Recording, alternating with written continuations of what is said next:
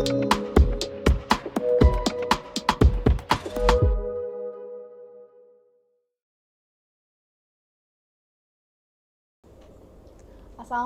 warahmatullahi wabarakatuh. Salam lestari. Halo Sobat Hakli Tangsel, selamat datang di podcast Hakli Tangsel dengan tema peran Hakli dalam pelaksanaan program makan bergizi gratis.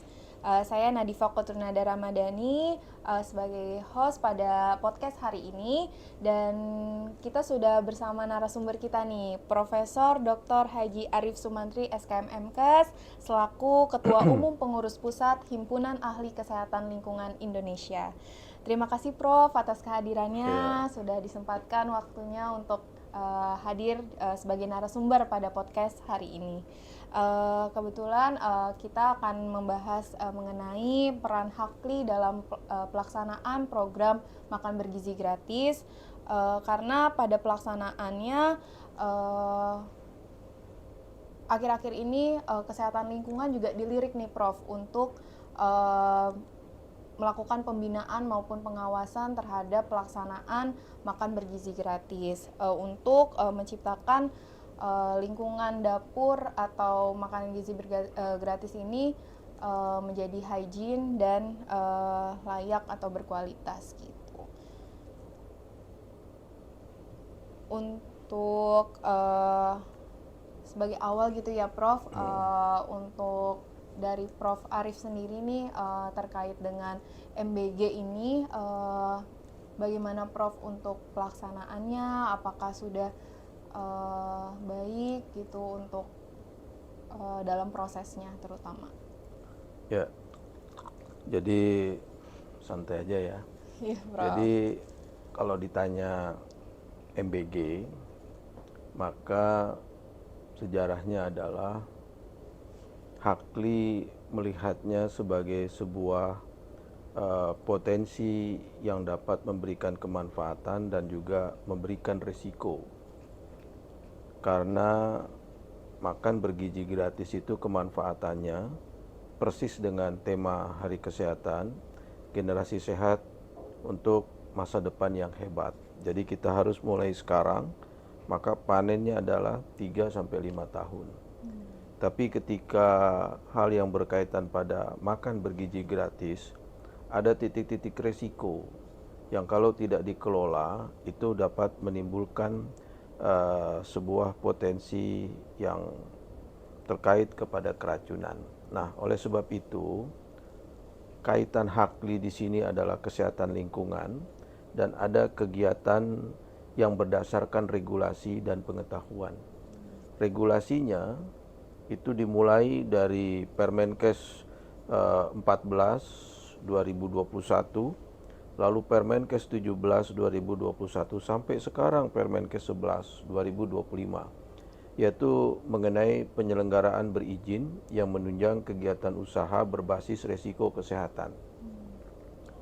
Permenkes ini begitu dinamis sebagai bentuk implementasi dari PP 5 2021 yang berkaitan pada penyelenggaraan berizin yang menunjang kegiatan usaha berbasis risiko.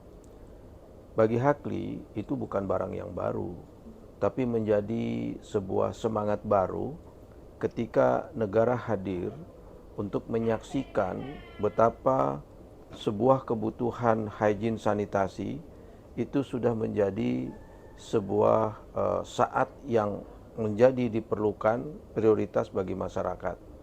Jadi kalau yang namanya SPPG harus layak hygiene sanitasi, itu hanya salah satu saja dari perintah regulasi di dalam TPP, tempat pengolahan pangan. Karena di dalam tempat pengolahan pangan itu ada tempat pengolahan pangan olah siap saji, ada jasa boga, ada catering, ada restoran, ada rumah makan, dan di manakah SPPG? Termasuk jasa boga. Nah, ini yang menjadi kewajiban dari negara itu adalah NIB yang punya menengah ke atas. Sementara ada TPB yang berkaitan pada industri, TPP khusus seperti pabrik tahu, pabrik tempe. Belum secara utuh SLHS itu tergemakan. Tapi dengan adanya SPPG ini, negara akan masuk melalui tenaga sanitasi lingkungan yang bersama dengan Hakli untuk menjembatani peran lintas sektor tersebut. Berikutnya juga ada TPP yang terkait air minum isi ulang, yang dalam hal ini kapasitasnya adalah pada perdagangan. Namun di situ fakta membuktikan bahwa 81,19% air minum isi ulang mengandung E. coli. Dan ini survei, sehingga ketika kita sampaikan di podcast seperti ini, ya artinya ada konsekuensi bahwa air minum isi ulang itu adalah sebuah bentuk negara di dalam Undang-Undang 17 2019 pasal 6 ayat 1, negara harus hadir dalam menjamin hak rakyat untuk mendapatkan kualitas air minum yang sehat dan aman. Jadi, ketika berbicara MBG, bagaimana Hakli berperan?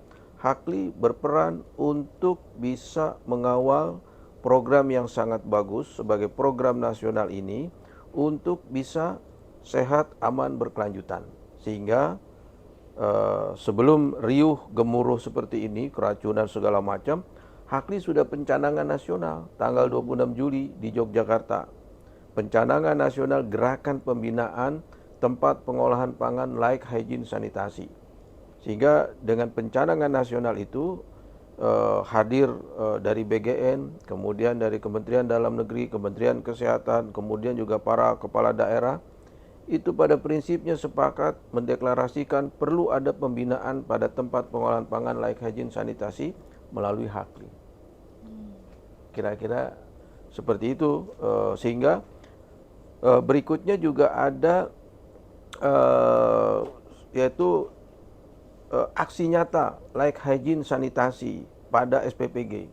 Itu diselenggarakan di Bandung pada tanggal 21 Agustus. Dan itu menunjuk 21 Agustus tersebut menunjukkan bahwa concern dari para kepala daerah mensukseskan program nasional, karena para kepala daerah itu sebagai penerima manfaat sangat berkepentingan rakyatnya mendapatkan manfaat tersebut, sehingga sangat mendukung apa yang dikatakan oleh Menko Pangan, SLHS itu wajib. Jadi dengan kata wajib di atas harus, tidak bisa tidak, SPPG yang akan beroperasi harus sudah mempunyai ketentuan SLHS. SLHS itu dimulai dari inspeksi kesehatan lingkungan, lalu kemudian uji petik dan pengambilan sampel air, sampah, kemudian makanan, kemudian juga penjamahnya, juga dilakukan pelatihan. Nah, yang kemarin di Bandung itu dilakukan pelatihan bagi penjamah makanan sebanyak 550 dari SPPG yang ada di Kabupaten Bandung, dan juga 7.000 SPPG secara daring dengan menggunakan metode MOOC. Baik, berarti sudah banyak ya Prof, regulasi yang mengatur, kemudian dari Himpunan Ahli Kesehatan Lingkungan pun sudah turun untuk menyelenggarakan tadi soal pelatihan, kemudian pengawasan untuk nantinya terwujud MBG yang berkelanjutan, aman, dan baik ya untuk Indonesia ini. Kemudian selain itu tadi udah disebutkan juga ya Prof untuk inovasi atau strategi Himpunan Ahli Kesehatan Lingkungan ini tadi diselenggarakan di 26 Juli, kemudian diundang dari berbagai lintas sektor gitu ya Prof. Kemudian untuk pembinaan dan advokasi ini apakah sudah menyeluruh ke seluruh Indonesia Prof gitu, karena kan untuk SLHS ini nantinya diberlakukan untuk seluruh dapur MBG ya Prof. Dan respon dari seluruh daerah apakah sudah baik gitu untuk pemenuhan SLHS ini? Ya, jadi Hakli menyadari bahwa posisinya adalah sebagai organisasi profesi. Jadi peran organisasi profesi itu adalah melakukan advokasi, kemudian edukasi, sehingga Hakli menjembatani lintas sektor. Sehingga dalam menjembatani ini memberikan sebuah bentuk antara ketika Kementerian Kesehatan, BGN, Kementerian Dalam Negeri, dan berbagai lintas sektor lain untuk dapat terjadinya akselerasi tersebut di lapangan. Nah, dalam konteks ini, Hakli melakukan satu upaya bahwa apa yang dikatakan oleh berbagai pihak, kalau berbicara LSHS itu harus ada sanitasinya, tapi di mana kerangka regulasinya? Sehingga kita melakukan advokasi ke Kementerian Kesehatan, ke BGN, ke Kementerian Dalam Negeri, keluarlah SK BGN nomor 244 tahun 2025 yang berkaitan mengenai salah satu di antaranya setiap SPPG atau 5 SPPG mempunyai ahli sanitasi lingkungan.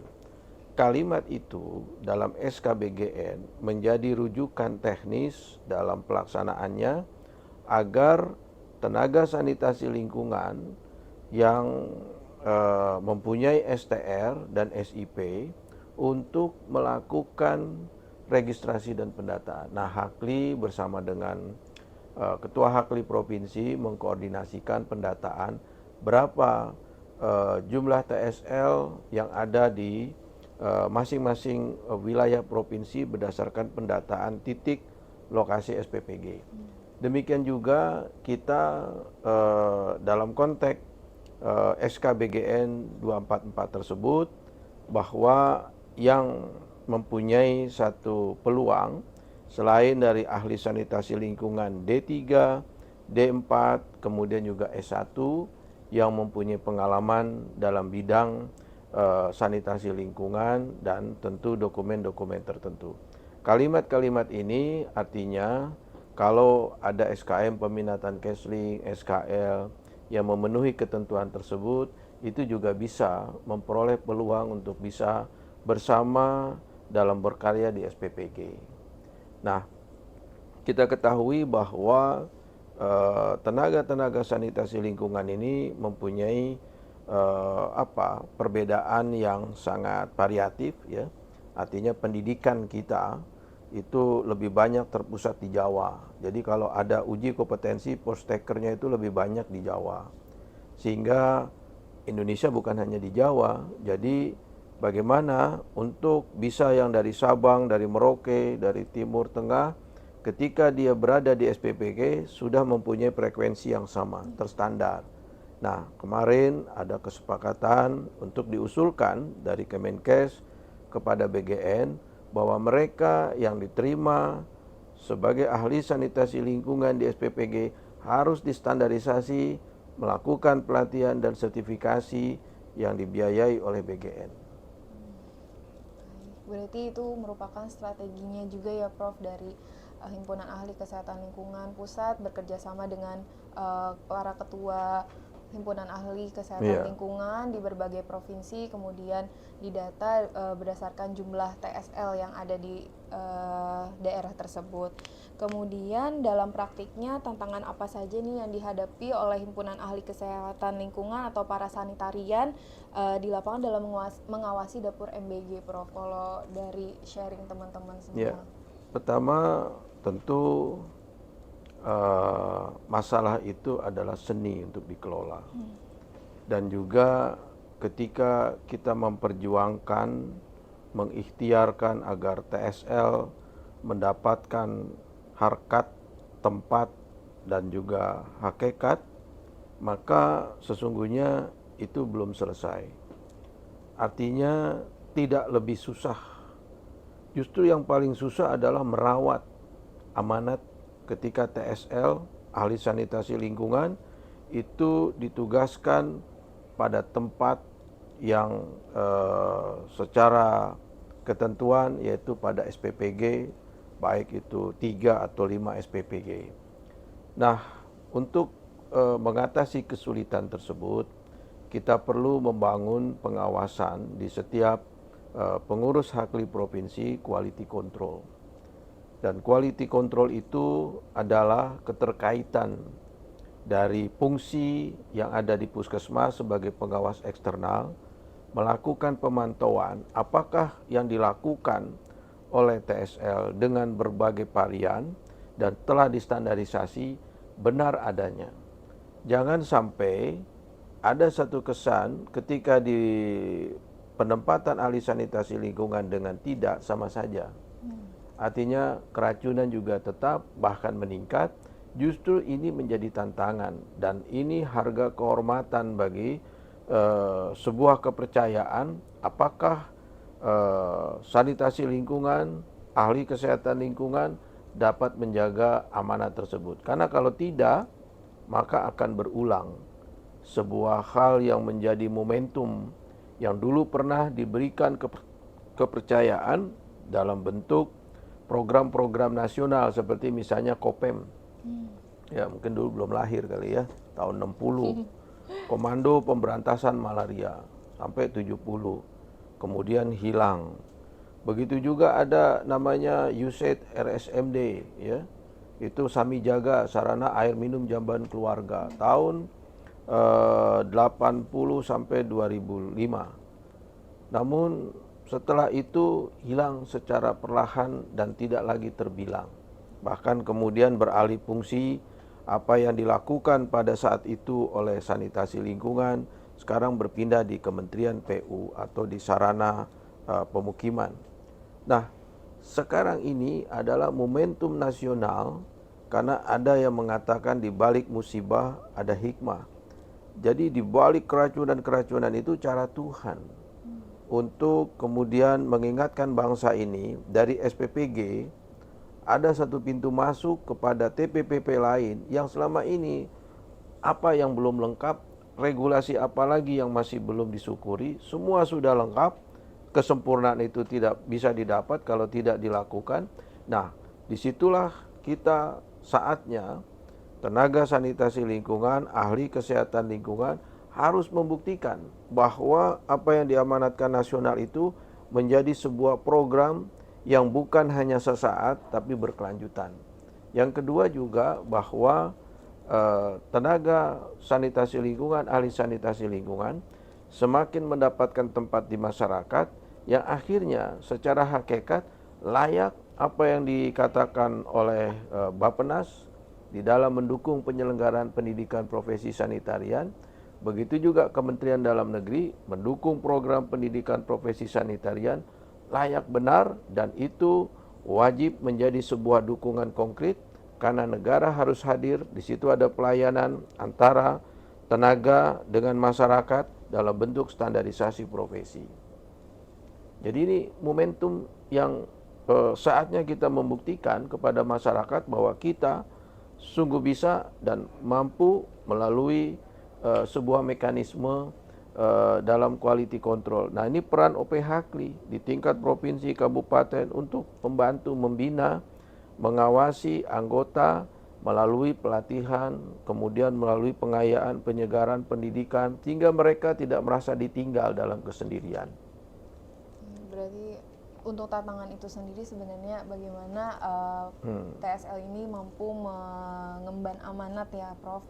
Kemudian tadi juga sudah disampaikan inovasi-inovasinya juga dengan dilakukannya pelatihan yang menyeluruh terhadap TSL ya. Kemudian apakah untuk kerjasama dengan lintas sektor baik BPOM, Dinas Kesehatan dan Perguruan Tinggi selama ini sudah berjalan dengan baik, Prof, untuk dari Himpunan Ahli Kesehatan Lingkungan? Ya, jadi kita bisa bersama dan hadir mengembangkan isu-isu tentang layak hygiene sanitasi itu adalah karena kemitraan. Kemitraan kita itu bersama dengan Kementerian Kesehatan, di situ ada Ditjen Kesmas, Ditjen P2P, ada Ditjen Yankes. Kita bermitra karena di situ ada anggota. Kemudian juga dengan Kementerian Dalam Negeri karena kita membutuhkan bagaimana Hakli di daerah perlu mendapatkan respon yang hangat dari para kepala daerah. Begitu juga dengan pendidikan tinggi, ada di situ Unair, ada di situ Undip, ya, ada di situ berbagai perguruan tinggi negeri dan swasta. Hampir lebih kurang ada 38. Tapi yang tidak kalah menarik secara esensial yaitu bagaimana kemitraan itu secara strategis bersama BGN, ya, lalu bersama dengan para kepala daerah yang tergabung dalam AKOPSI, Aliansi Kabupaten Kota Peduli Sanitasi, yang kebetulan sekarang dengan Bupati Bandung. Kemudian ada APEKSI, Asosiasi Pemerintah Kabupaten Seluruh Indonesia. Nah, ini kemarin Hakli sudah MOU. Kemudian dengan AKEPSI, Asosiasi Pemerintahan APEKSI Pemerintahan Kota Seluruh Indonesia. Sehingga kalau bermitra seperti ini, maka ketika berada di daerah, segala kebijakan pusat kuncinya di daerah, dan daerah mempunyai frekuensi dan tafsir yang sama, maka ada sebuah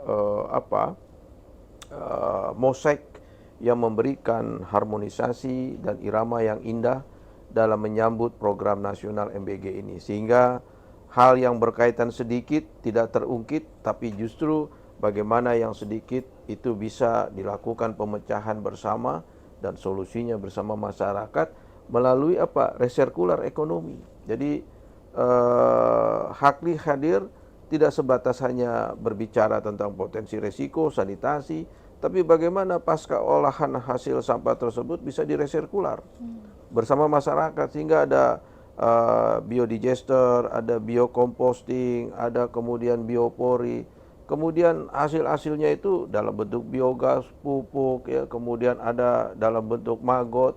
Itu akan memberikan nilai ekonomi pada masyarakat, merasakan kalau begitu SPPG itu bukan hanya inklusif tapi eksklusif yang bersama-sama dengan partisipasi masyarakat. Masya Allah, luar biasa sekali ya Prof ya. Berarti untuk kerjasama lintas sektor itu sudah terjalin dengan baik, sudah dilakukan MOU juga dengan APEKSI tadi ya Prof.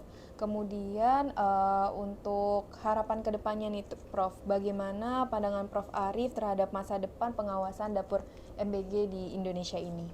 Ya, jadi pengawasannya kita harapkan regulasi yang sudah bagus, namun penyempurnaan itu akan selalu, karena sempurna itu kan milik Tuhan. Jadi berbagai regulasi itu akan terus berkembang, memodifikasi dengan kebutuhan sehingga disempurnakan. Dan quality control yang terbagus adalah bersama dengan stakeholder, pemerintah pusat, pemerintah daerah, akademik, organisasi profesi, kemudian dengan swasta, sama-sama melihat sebuah bentuk madaniyah transparan. Sehingga Hakli pada tanggal 26-27 di Papua itu akan mendeklarasikan 5 komponen kolaborasi nasional, yaitu BGN, kemudian AKOPSI, para bupati, wali kota yang peduli sanitasi, APKASI, yaitu pemerintah kabupaten, kemudian APEKSI, pemerintah kota di Papua, mendeklarasikan berkaitan dengan hal yang berhubungan kelangsungan MBG sehat aman berkelanjutan. Masya Allah, berarti nanti sudah akan diselenggarakan ya Prof ya, di tanggal 26-27 November. 26-27 November itu di Papua, 13 dan 14 menyambut Hari Kesehatan Nasional. Hakli bersama dengan Gubernur Sumatera Barat dan juga Payakumbuh melaksanakan aksi kesiapsiagaan TSL pada penempatan SPPG sejumlah lebih kurang 3.000-4.000.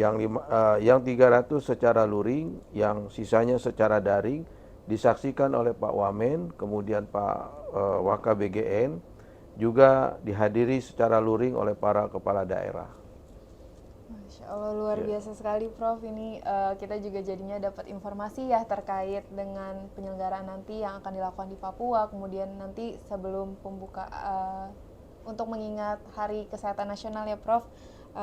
Terima kasih Prof untuk penjelasannya. Kemudian tadi banyak kita dapat informasi-informasi terkait regulasi yang sudah ada, kemudian bagaimana kerjasama kemitraan antar lintas sektor gitu yang sudah terselenggara dengan sangat baik untuk sama-sama mewujudkan program makan bergizi gratis ini dengan berkelanjutan, aman, dan tentunya berkualitas ya Prof ya.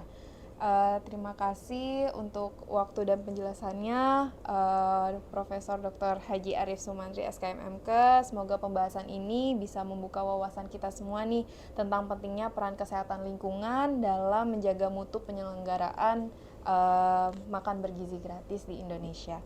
Mungkin terakhir. Boleh Prof. Jadi Ada kata. pentingnya makan bergizi gratis, tapi lebih penting jaga kesehatan daripada jaga perasaan. Yang kedua, diharapkan dari podcast ini